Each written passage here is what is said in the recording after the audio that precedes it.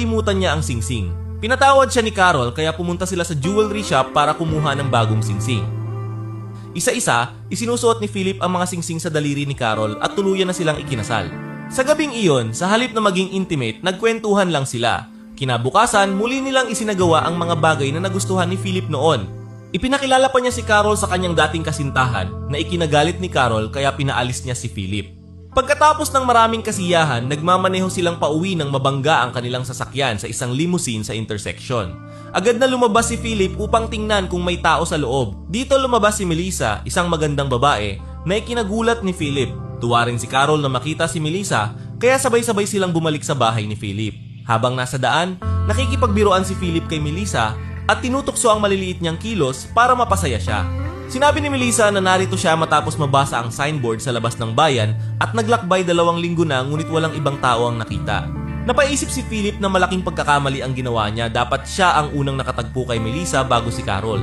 Ngunit ipinahayag ni Carol na ikinasal na sila ni Philip 1 linggo na ang nakalipas. Hindi gusto ni Philip ang ideya ng kasal at bago makapagsalita si Carol, isinara niya ang gitnang bintana ng kotse. Pagdating sa kanilang bahay, namangha si Melissa sa mga mamahaling painting sa loob ng bahay at sinabi, "Pagod na ako, kailangan ko ng pahinga."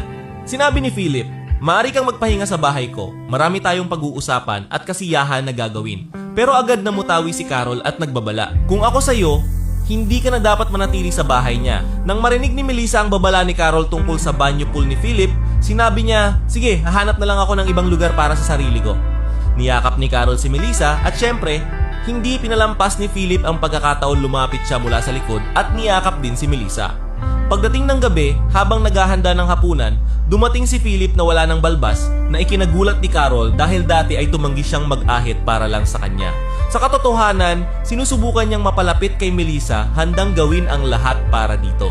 Sa hapunan, pinapansin niya si Melissa at iniisip kung bakit siya nagpakasal ng maaga. Sinimulan niyang pumapayag sa lahat ng gusto ni Melissa mula sa paborito niyang pelikula, pagkain, hanggang sa kotse para isipin ng babae na may koneksyon sila. Matapos ang hapunan, inimbitahan ni Carol si Philip na magkasama sila. Pero tumanggi siya, nagsabi na may sakit ang tiyan.